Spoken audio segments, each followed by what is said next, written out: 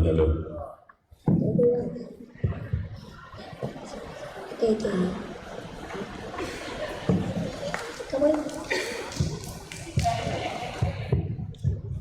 Assalamualaikum warahmatullahi wabarakatuh. Saya Syaimah binti Hairi. Saya Hasan bin Hairi. Dan saya Adnan. Saya Siti Suraida binti Sidik. Kami dari Sekolah Kebangsaan Sultan Ibrahim II mewakili Persatuan Rumah Ngaji Negeri Kelantan ingin mempersembahkan sebuah sketsa yang bertajuk Hayya Bittadabbur. Jom saksikan. A'udzu billahi minasy syaithanir rajim. Kitabun anzalnahu ilaika mubarakun liyadabbaru ayatihi wa liyatadhakkara ulul albab. Maksudnya, Al-Quran ini sebuah kitab yang kami turunkan kepadamu dan umatmu, wahai Muhammad. Kitab yang banyak faedah-faedah dan manfaatnya untuk mereka memahami dengan teliti kandungan ayat-ayat dan untuk orang-orang yang berakal sempurna beringat mengambil iktibar. Surah Sad ayat 29.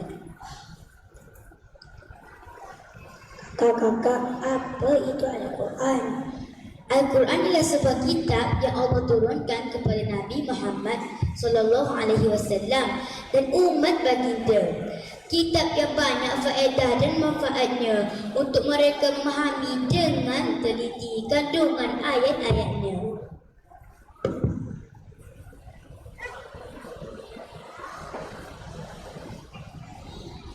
Oh, begitu.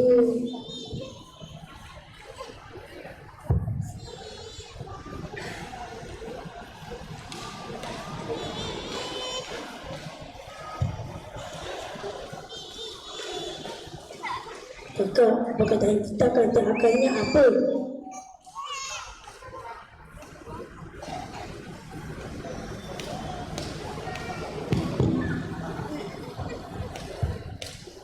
Bagus soalan itu. Kita kata akarnya adalah kata ba yang bermaksud tulis. Ia juga bermakna menjahit dari kulit ke kulit, iaitu digambarkan betapa kukuhnya Al-Quran. Oleh itu, kita mestilah berpegang teguh pada Al-Quran.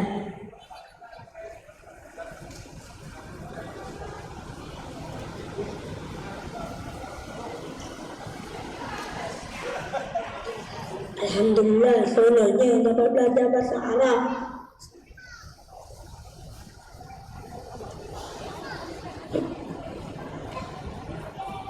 Kakak, apa tujuan Al-Quran diturunkan?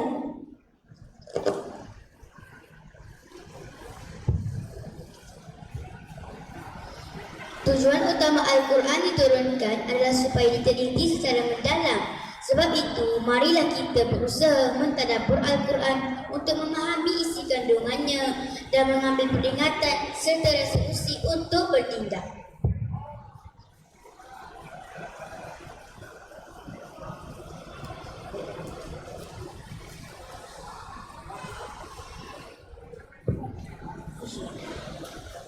InsyaAllah. Jom kita bertadabbur surah Al-Alaq. A'udzu billahi minasy syaithanir rajim. Bismillahirrahmanirrahim. Dengan nama Allah yang Maha Pemurah lagi Maha Penyayang. Iqra bismi rabbikal ladzi khalaq. Bacalah dengan menyebut nama Tuhanmu yang menciptakan. Khalaqal insana min 'alaq. Dia telah menciptakan manusia daripada segumpal darah.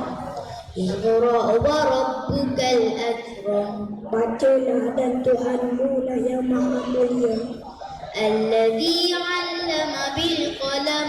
yang mengajar manusia dengan pena dan tulisan. 'Allamal insana ma lam ya'lam. Dia mengajar manusia apa yang tidak diketahuinya.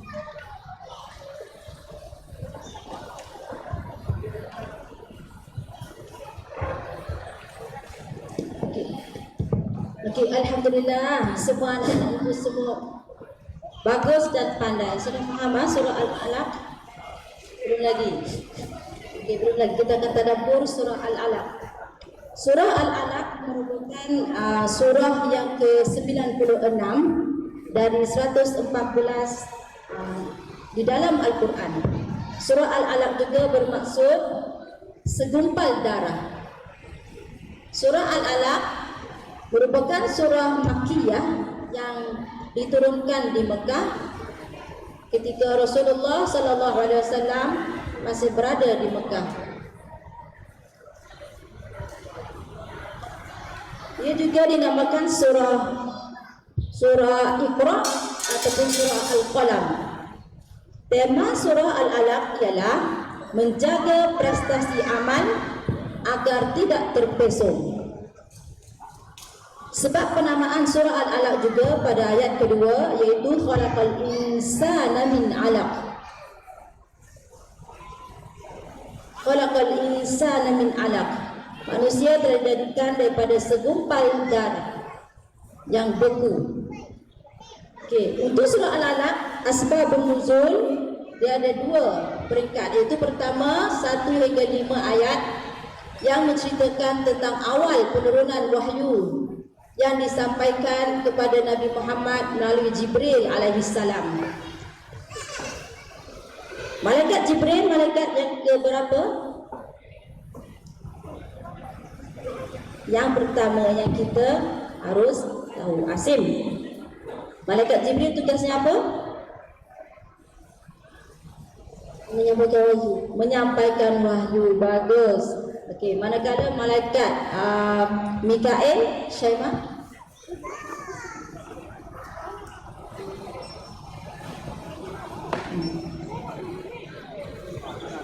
Memberi rezeki. Beri rezeki kepada hamba-hambanya. Okey, seterusnya ayat 1 hingga 5 berkaitan dengan perintah Iqra, iaitu Bismillahirrahmanirrahim. Iqra bismi rabbikal ladzi khalaq. Bismi di sini ba, alif, sin. Dia ada alif di situ. Apa beza dengan surah-surah yang lain yang tiada alif? Contoh Bismillahirrahmanirrahim yang terdapat dalam surah Al-Fatihah. Siapa tahu? Alif. Ada alif atau tak ada alif? Bisa tahu? Okey. Alif di sini bermaksud satu proses ataupun amaliyah ataupun progression. Maksudnya kita ada perubahan ataupun ada proses untuk kita memahami, mencari ilmu, mengamal dan apa? Bertadabbur dan mengamal apa yang kita tahu. Itu alif tu yang ditakrifkan oleh para ulama. Okey. Manakala ayat yang ke-6 sehingga 19 ayat surah Al-Alaq ada 19 ayat, iaitu ayat yang ke-6 sehingga 19 ayat itu menceritakan tentang sikap Abu Jahal yang mengganggu Nabi Muhammad sallallahu alaihi wasallam ketika solat di Kaabah.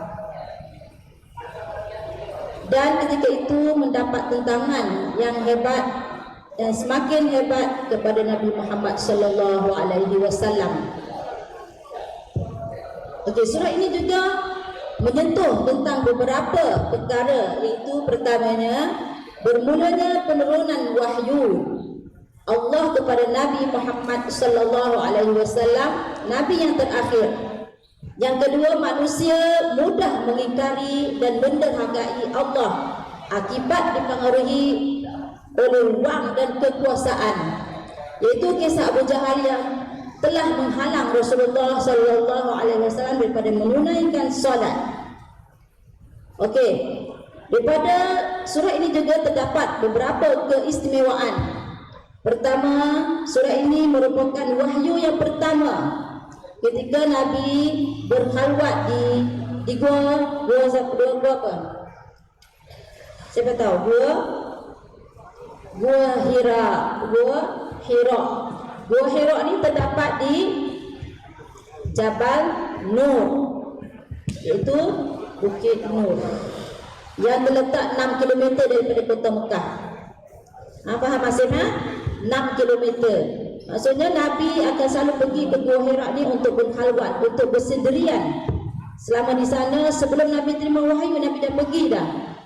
Kan beberapa hari sebelum Ramadan dia akan ada di sana dengan berbekalkan makanan yang dibekalkan oleh isteri baginda sallallahu alaihi wasallam, Khadijatul Kubra. Dan Nabi sentiasa di sana sebelum ke rumahnya baginda. Dan surah ini telah mengangkat Nabi sebagai Rasul. Ketika itu Nabi Muhammad SAW berumur 40 tahun. Mengikut ahli psikologi, 40 tahun ini merupakan umur yang paling dewasa, boleh berfikir, boleh menerima apa saja 40 tahun. Kerana waktu 40 tahun inilah, kalau kita berada di landasannya betul, kita akan insya-Allah betul. Kalau kita masih lagi tidak berubah daripada umur 40, kita kena berhati-hatilah. Yang kedua, Nabi mendapat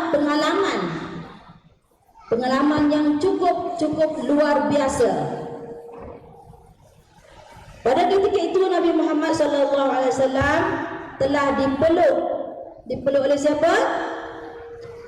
Malaikat Jibril. Bagus kakak. Malaikat Jibril telah memeluk Nabi Muhammad sebanyak 3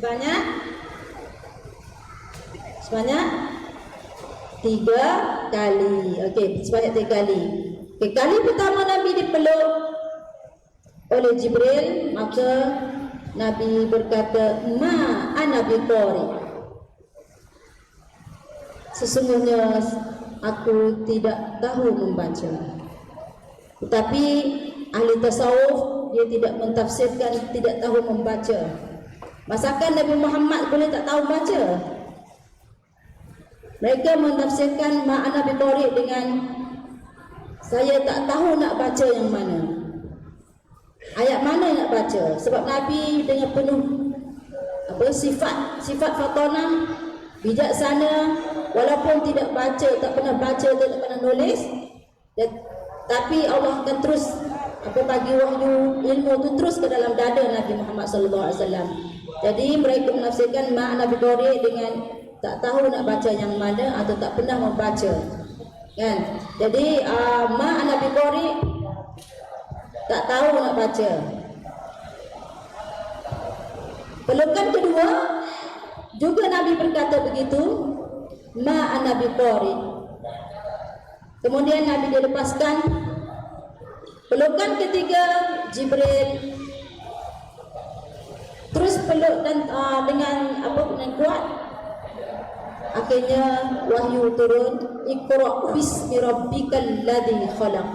Bacalah dengan nama Tuhanmu yang telah menciptakan. Allah yang telah menciptakan manusia, dialah yang mengetahui segala-galanya. Okey, jadi di sini sebelum kita belajar, sebelum kita nak mulakan pembelajaran dalam kelas, contohnya dekat sekolah, apa yang kita perlu buat dulu setiap hari? Baca,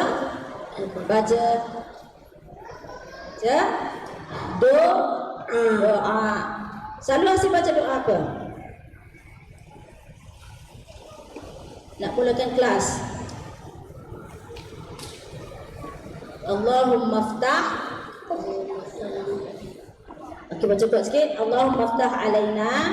Allahumma ftah alaina hikmataka wansur alaina min barakati rahmatika ya arhamar rahimin.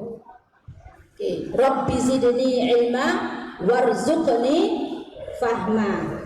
Rabbi zidni ilma warzuqni fahma. Jadi kita kena selalu membaca doa, selalu mengingat kepada Allah, selalu menyebut nama Allah, baru kita dapat ilmu. Faham masih? Nak baca Al-Quran pun sama, kena baca dulu Al-Fatihah, baca Bismillah Al-Fatihah, baru kita baca Al-Quran. Boleh ke tak? Okey. Jadi bila kita sebut Iqra' bismi rabbikal ladzi khalaq, Iqra'. Ketika Nabi dipeluk tu, Iqra' baca.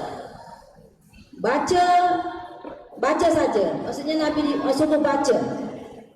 Berbanding dengan kalau kita selepas tu ayat turun dengan tala at-tilawah.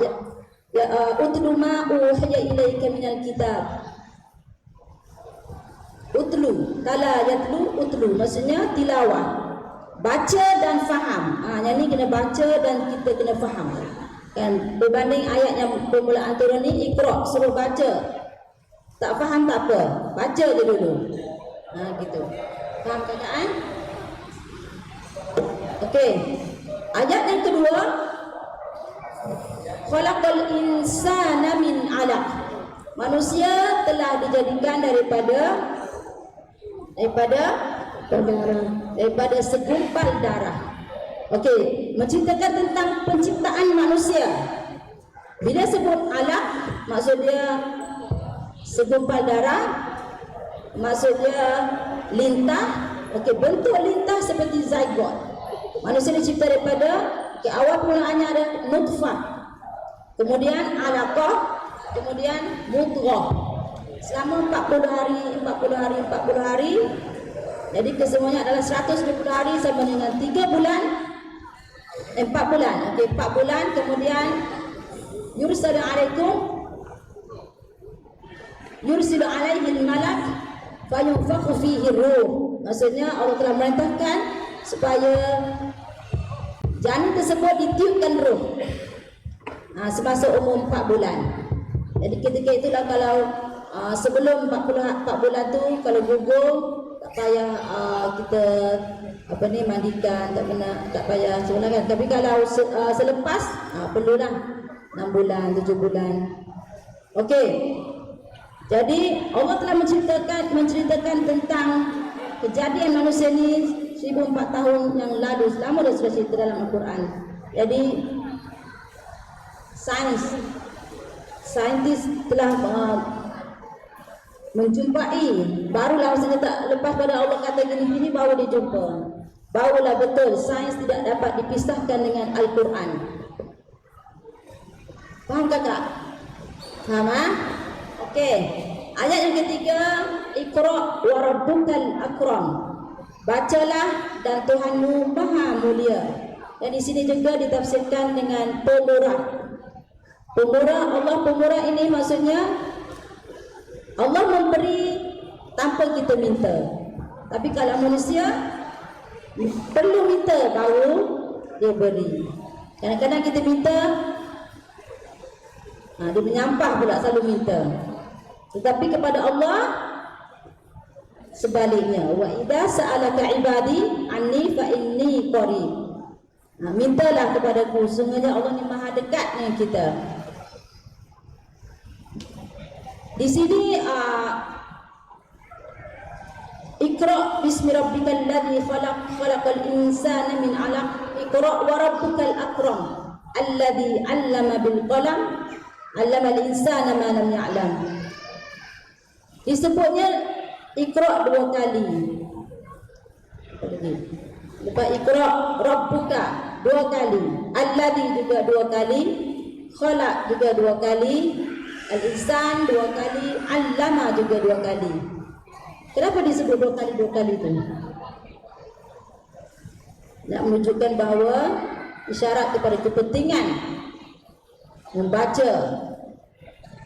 Boleh kata membaca pentingnya manusia, pentingnya ciptaan manusia semua. Okey. Jadi seterusnya ayat yang keempat, allazi 'allama bil qalam, yang telah mengajar manusia ini dengan qalam. Apa maksud qalam, Asim? Asim, qalam maksudnya apa? Syema? Pen. Pen. Qalamun maksudnya pen atau sebut pena. Kenapa dengan pen? Kenapa dengan pen? Okey. Jadi kita sebut pen, pen lah yang selalu menulis, kan? Sehingga kan di awal penciptaannya, pen ini adalah pertama diciptakan, seperti sebut dalam hadis kursi. Kemudian pen ini tulis segalanya akan berlaku gini. Pen yang dulu dicipta. Okey. Kalau dengan bila kita belajar, kita perlu menulis. Betul tak, Asim? Betul. Kalau tak menulis, keluar kelas, pergi tanda. Gimana lagi tak tulis? Kerana ilmu seperti haiwan ternak. Haiwan ternak yang selalu tak diikat.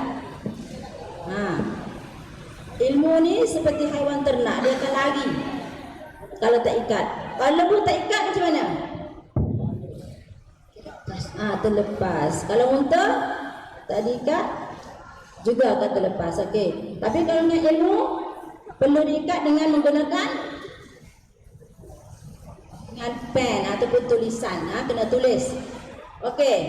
Ilmu mudah sekali untuk hilang, seperti mana Imam Syafi'i. Itu siapa Imam Syafi'i ini? Nama penuhnya Muhammad bin Idris Asy-Syafi'i. Muhammad bin Idris Asy-Syafi'i, iaitu imam mazhab Syafi'i. Ketika itu dia bersama dengan Imam Malik, tu gurunya. Waktu itu Imam Malik sedang mengajar. Jadi Imam Syafi'i dia ambil air dia tulis kat tangan dia, telapak tangan. Ambil tulis. Kalau Hasan lah tengok gitu, apa Hasan nak cakap? Main-main. Main-main. Nama dia colek tangan. Main dia. Okey. Setelah Imam Malik habiskan hadis yang dibaca tu, dia pun bertanya kepada Imam Syafi'i, kamu main-main di belakang dia? Gitulah kononnya ayat. Jadi sebenarnya Imam Syafi'i kata, saya ni kekurangan wang, saya bukan orang berada. Jadi dengan cara beginilah dia mengikat ilmu. Kalau saya nak cerita di sekarang, yang di awal pengajian dengan Tok Guru, dia boleh cerita semua. Betapa luar biasanya kecerdasan Imam Syafi'i. Umur 7 tahun dah hafal Al-Quran. 30 juzuk, dah ingat Al-Quran 7 tahun. Maksudnya memang kecerdasan yang luar biasa. Dia boleh air liur tu dia kat tangan tu dia boleh ingat. Kalau dia baca buku, sebelah kena tutup. Cakap. Sebelah kena tutup, sebelah lagi dia scan je, terus ingat. Dia tutup, kalau tak dia capur. Dia jadi selalu. Dia tak sebelah, sini pula. Hafal sebelah sini, terus ingat. Subhanallah. Itu Imam Syafi'i. Okey? Boleh? Jadi para imam mazhab sahibul arba'ah al-madahib, iaitu 4 mazhab yang kita kenali, iaitu pertama Imam Malik, kita punya dia karang buku kitab apa? Muwatta. Al-Muwatta, kitab yang dikarang oleh Imam Malik. Tulis di kitab dia tulis. Imam Syafi'i sendiri ada kitab Imam Ahmad kitab apa? Musnad Imam Ahmad. Adapun Imam Hanafi, walaupun dia tak banyak tulis, tapi anak murid dia banyak tulis. Anak murid dia tulis banyak buku. Okey.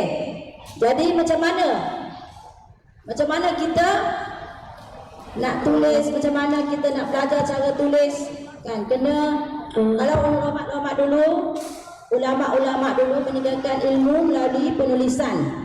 boleh kita baca sampai sekarang. Jadi apa yang akan kita wariskan pada masa hadapan? Asim. Kena belajar dan cara dan apa? Belajar dan kena menulis. Faham Asim Yang kelima, ayat yang kelima ialah allamal insana ma lam ya'lam. Allah Taala telah mengajar manusia ma lam ya'lam, apa yang kamu tak tahu. Man arada dunya fa'alaika bil ilmi wa man arada al akhirah fa'alaika bil ilmi. Siapa yang nak dunia maka dengan ilmu, nak akhirat juga dengan ilmu. Wa man arada dunya wal akhirah fa'alaika bil ilmi. Nak dunia dan akhirat juga dengan ilmu. Seperti mana kata Allah SWT, yarfa'illahu alladhina amanu walladhina utul ilma darajat. Ada darjat. Allah akan angkat darjat orang yang selalu belajar, selalu mentadabbur ayat-ayat Al-Quran. Kerana dengan tadabbur kita akan faham apa di sebalik yang Allah nak sampaikan kepada kita. Boleh kata Okey, sebab tu Imam Syafi'i dia kata semakin aku belajar semakin aku tak tahu. Semakin dia belajar semakin dia tak tahu. Sedangkan dia seorang imam yang hebat, menjadi ikutan kita. Okey, potensi untuk bersikap takabur ni bila kita dah belajar, potensi apa dia bertambah kakak? Ziyadatul ilmi. Contohnya bila bertambah ilmu, maksudnya kita kemungkinan akan terkena penyakit takabur. Fa ana khairum minhu, maknanya aku lebih hebat lagi pada dia lah. Aku belajar tinggi lah. Maksudnya syaitan akan memasuki hati-hati kita, merosakkan hati kita. Kena jaga di situ. Apabila kita bertambahnya ilmu. Yang kedua, apabila kita bertambah harta, banyak harta. Ramai bila banyak harta dia akan jadi takabur. Contohnya, siapa yang banyak harta? Qarun. Okey, Qarun banyak harta sampai dia tenggelam. Ditenggelami oleh Allah Taala ke dalam tanah. Banyak sangat kunci-kunci dia, kunci peti dia tu banyak sangat. Kita tak cerita lagi dia punya harta. Banyak sangat harta dia. Itu Qarun. Yang ketiga, apabila dia bertambah ziyadatul mansib, dia bertambah kedudukan dia. Makin dia tinggi jawatan dia, makin dia bangga, makin dia rasa dia hebat, makin dia rasa takabur. Dan yang keempat adalah apabila ziyadatul ta'ah, dia semakin meningkat ketaatan dia kepada Allah Subhanahu Wa Taala, dia rasa takabur. Akulah yang hebat lagi, solat duha semua, solat malam semua, dia rasa dia hebat. Itu antara pintu-pintu syaitan yang boleh memasuki hati-hati manusia. Okey, jadi walaupun begitu kita perlu jagalah, maksudnya kena ada pengawasan ataupun benteng untuk kita tidak terjerumus kepada sifat takabur itu. Sebab tu Rasulullah SAW suruh kita menuntut ilmu. Man salaka tariqan yaltamisu fihi ilman sahalallahu lahu tariqan ilal jannah. Siapa yang menuntut ilmu, yaltamisu fihi ilman, mencari ilmu, belajar, pergi kelas, pergi masjid mendengar, datang ke sini contohnya, sahalallahu lahu tariqan ilal jannah. Allah akan mudahkan dia masuk syurga. Nampak tak syurga yang Allah sediakan untuk kita? Kalau tak dunia tak nampaklah akhir esok. Okey, jadi sebaik-baik manusia juga khairukum man ta'allamal Qur'ana wa 'allamah. Sebaik-baik manusia yang belajar Al-Quran, dia akan mengajar pada orang lain. Wa 'allamah, dia akan ajar pada orang lain, bukan disimpan. Disimpan dia lama dia lupa. Faham kan? Kena ajar kawan, kena ajar adik-adik, sampaikan ilmu tu. Tahu satu sampai satu, supaya kita ingat lama. Kalau tak, boleh hilang. Okey. Kerana dengan mempelajari Al-Quran ini sebaik-baik, Al-Quran adalah sebaik-baik ilmu, dan ia juga merupakan sunnah Rasulullah sallallahu alaihi wasallam dalam hadis tersebut, dan juga merupakan sunnah Allah Subhanahu wa taala seperti mana firman dalam surah Al-Rahman, Ar-Rahman 'allamal Quran. Allah telah mengajar Al-Quran. Maksudnya merupakan sunnah Allah juga. Okey? Ada yang tak faham Syaimak? Ada tak faham lagi? Ada soalan? Okey, kita tutup dengan pengajaran surah Al-Alaq ni ya, pengajaran. Okey, dalam surah sebelum Al-Alaq adalah surah At-Tin. Surah At-Tin. Surah apa tu Tin? At-Tin tu surah buah zaitun. At-Tin, wat-tini waz-zaitun. Allah telah bersumpah dengan buah tin dan juga buah zaitun. Kenapa Allah tak bersumpah dengan buah lain? Buah limau ke, pisang ke? Kenapa? Sebab tu negara Arab kan banyak buah zaitun, buah tin. Allah bersumpah. Dalam surah Tin, Allah menegaskan bahawa manusia dicipta dalam keadaan sebaik-baik manusia. Ayat mana tu? Sebaik-baik manusia.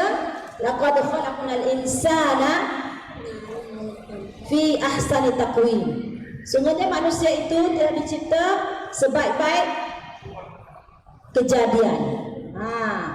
Hidung kita ke bawah, kenapa lubang hidung kita tak ke atas? Kalau ke atas agaknya kita kena payung, masuk air dari hidung. Sebab itu apa dia Allah jadikan hidung di bawah. Agak Masya Allah. Comelnya Allah cipta ni. Apa lagi? Semualah kajian Allah ni sebaik-baik kejadian. Allah tahu sebaik-baik manusia, sebaik-baik ciptaan itu adalah baik untuk manusia.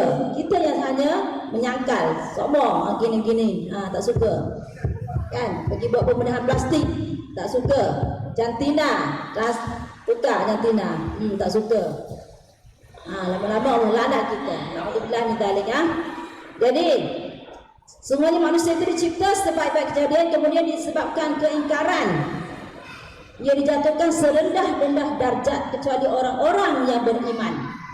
Di dalam surah Al-Alaq juga ditegaskan bahawa manusia dicipta daripada sesuatu yang hina, min alaq, kan, daripada segumpal darah.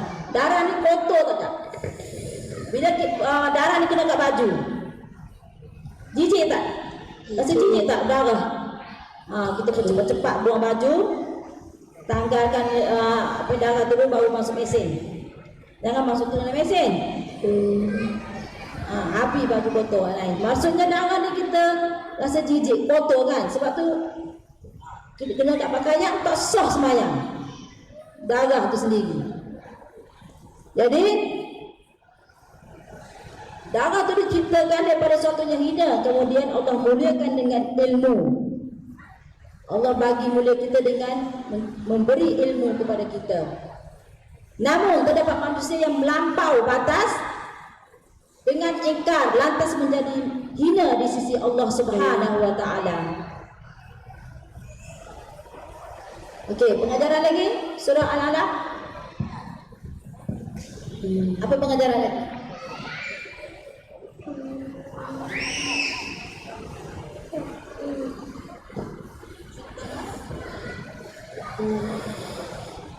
Tak ada soalan? Ada nak tanya soalan lagi? Okey, wallahu a'lam bishawab. Saya akhiri tadabbur ayat surah Al-Alaq ayat 1 hingga 5 dan mewakili Persatuan Rumah Mengaji Negeri Kelantan. Saya memohon maaf dan ampun dan maaf sekiranya terdapat kesalahan dan kekurangan dari kami. Wabillahi taufiq wal hidayah. Assalamualaikum warahmatullahi wabarakatuh.